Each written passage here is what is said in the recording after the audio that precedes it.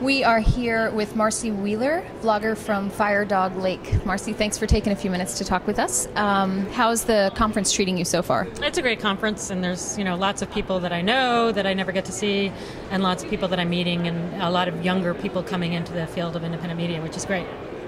And let's talk about independent media. This morning you had a really important panel. You had a lot of very important things to say about objectivity in journalism and the need for independent voices in our media system. Can you talk a little bit about that for us now? Yeah, I mean, the panel was about how our government, how we're getting the story about things happening in other countries, the uprising in Egypt, the Afghan war, but really, kind of our empire overseas and our empire's allies overseas, how we're telling the story to Americans in the United States so they both know what's happening there, can be inspired by it, Wisconsin, or also can understand how we've benefited from things that have really hurt people in other parts of the country, and we need to work in this country to change those policies here. And what are you doing at Firedoglake that's unique than what people are doing in maybe a corporate media structure? Well, me personally, I'm kind of notorious for doing my document dumps and finding stuff in documents that nobody else sees. But we cover a bunch of issues from a very distinctive voice.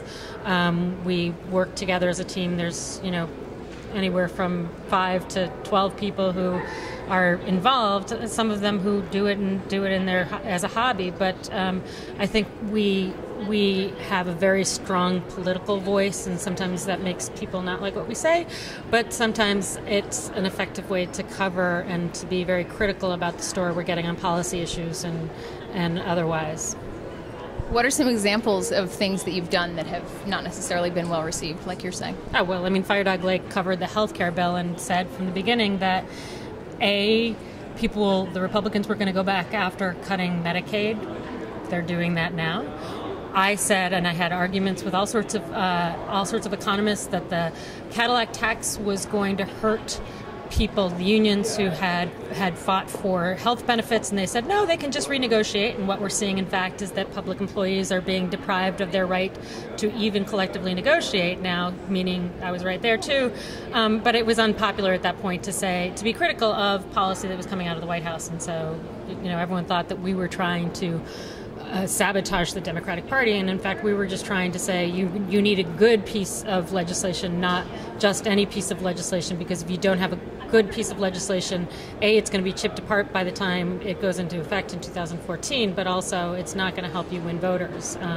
So that's one thing that has happened. But a lot of what I do is I cover civil libertarian issues and torture and domestic wiretapping, and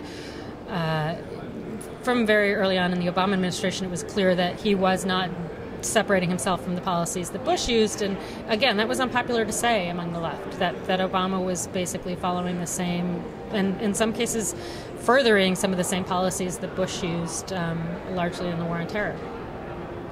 So these are things that we're not hearing in commercial media outlets, and there's we were talking this morning about objectivity, or you were talking this morning about objectivity on the panel, and can you talk about the role of objective journalism and covering things like Obama's stance on torture and these things? Yeah, one of my favorite examples is in 2009 when DOJ released the torture memos.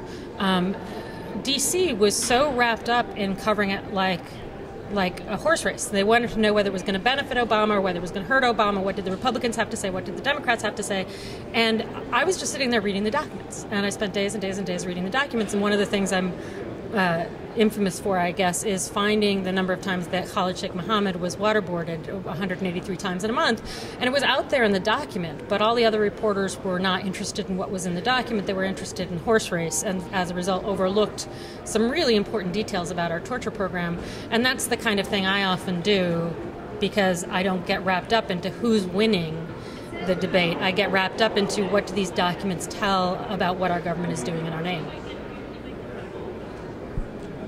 So there's a lot of folks here from alternative media outlets, Firedoglake, Democracy Now!, Al Jazeera, the UpTake.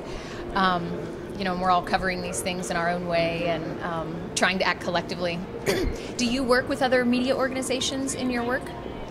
Yeah, I mean, both formally, people will come and we have an open diary system, so some people will come and do their own posts on Firedoglake, and we can front page that.